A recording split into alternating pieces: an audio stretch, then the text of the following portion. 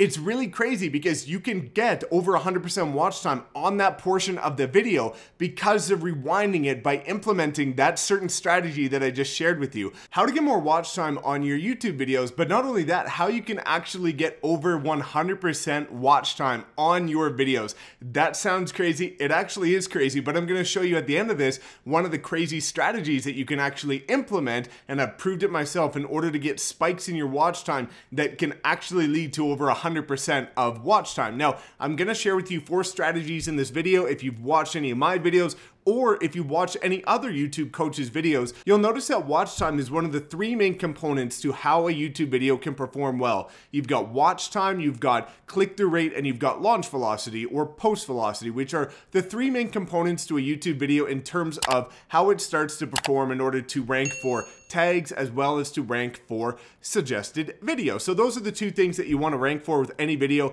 I've got other YouTube videos sharing with you how to do exactly that, or if you'd like to reach out to me and chat about how we can make sure that we grow your subscribers as well as turn your videos into income, drop a comment below. I'm more than happy to have a free chat with you about exactly that. So let's get straight into it. How to increase your watch time. So there's 4 strategies that I like to use. A couple are going to be obvious. A couple are going to be very unorthodox that you probably haven't heard of before. So I'm excited. Let's get straight into it.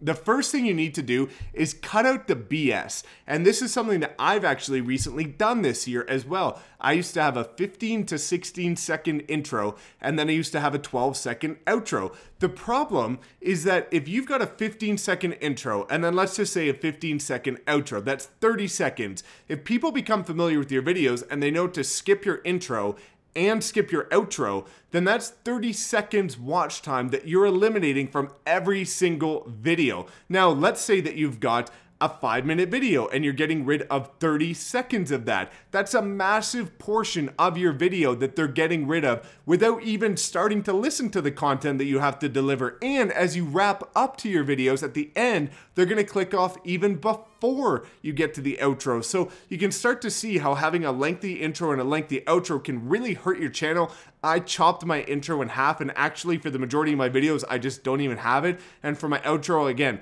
I either delete it entirely or have a very short one at the tail end of the video. But if I do have an outro, here's one thing that I do that you'll start to pick up on is actually just end very abruptly. I don't really give much notice that the video's ending, and I just cut straight to it where I can suggest other videos with recommended videos at the end screen. Now, in terms of cutting out nonsense, especially before we get into number 2, is also don't ramble on. Make sure that whenever you have a YouTube video, again, if you've watched any of my other content, you'll see that every single time I have a YouTube video, I've got my laptop, which is literally sitting right in front of me, and I've got the bullet points of the main key points I want to deliver in every single video. Now, what does that do? That allows me to make sure that I stay very on point, very on topic, and that I don't ramble on, because if you start rambling on about stories or go on tangents just because it's coming into your mind, people are more likely to click off your video and go somewhere else, which kills your watch time. So make sure that you're very to the point, you know the message you want to deliver, you're not scripted, but you just maybe have a couple bullet points of the main key points you want to deliver in that video. Now, number 2,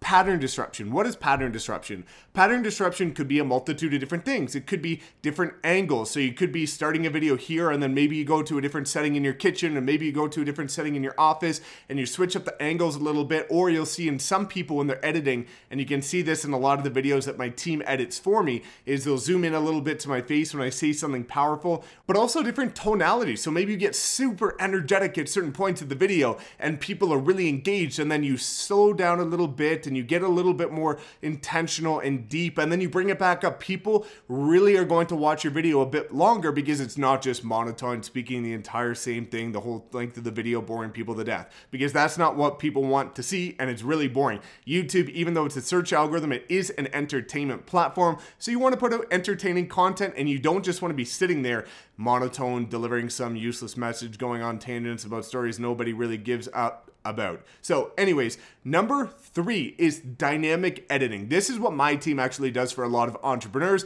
And if you're interested in this, drop a comment below. I'm more than happy to have a free 30-minute strategy call with you about this. So what is dynamic editing? Dynamic editing is creative video overlays and motion graphics that make your video more engaging, because as you're watching this video, this is one of my talking head videos. It's not too engaging, it's not too exciting, but it's for a reason. There's a reason why I'm doing this video that way. But for the majority of my videos, I send them to my team, because what my team does is entrepreneurs, any industry, send us the raw, unedited footage, so they just have to record the video. My team edits it professionally and then repurposes it for every single social media platform. Now, what is the importance of the dynamic editing? The dynamic editing is things like video text overlays coming in and talking about what you're saying at that very moment, or video overlays in order to visually represent what you were talking about in that time with an example. And by having different cuts and motion and text fly-ins and different pop-up call to actions and things like that, it really engages the watcher and the viewer so that they actually have their eyes to move to different parts of the video and they really stay in tune because they're a little bit excited to see what's going to come in the video instead of just watching a talking head the entire time,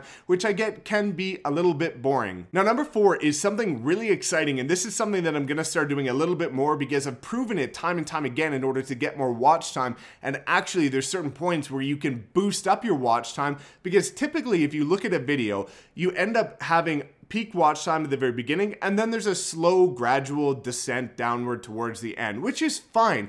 But if you want to get more watch time, what you can do is you can add certain specific value-added graphic overlays for a short window of time. Very specific and very strategic, a short window of time. So in the video that I'm showing you here, where there's a spike in the watch time, why did that happen? This is a video that I was talking about certain stocks to invest in during the potential 2020 recession stock market crash. Now, what did I do at this very point in time on the video? What I did is I showed a graph of the stocks that I was actually looking at investing in. Now, what happened there is I only put it up for a certain short amount of time, 4 seconds, and I did that strategically because I was talking about a certain subject, and then I put up a very important piece of data that related to validating what I was talking about, and people really cared about that. So what they did after seeing that it was only 4 seconds long, and I of course could have put it up there for much longer, but I did this strategically, is they rewound the video.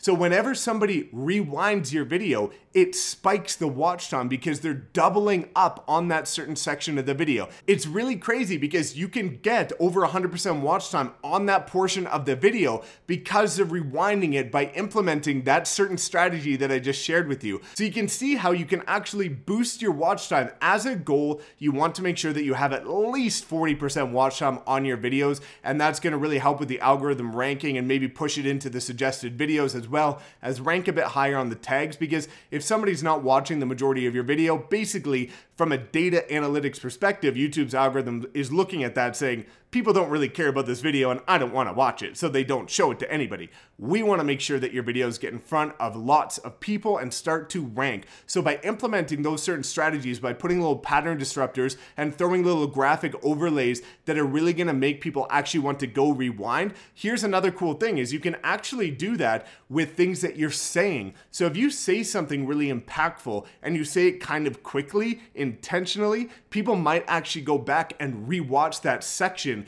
Or again, if you're doing any sort of tutorials, anything that you can do during your videos to kind of entice people to go back and rewatch that section is really going to increase your watch time. And that's when you're going to see the spikes when you're looking at your analytics. So those are 4 things you can do in order to increase your watch time on YouTube. And this is really going to help make sure that your videos start to get more views, more ranking power, as well as just overall growth on your channel. And again, if you want to know how to scale your channel even quicker, I'm now growing at about 1,000 subscribers a month, which last year it took me an entire year to even get to 1,000 subscribers. So we're on our way up. I want to bring you guys with me. Otherwise, please drop a comment below, like, comment, subscribe, and we'll see you next time.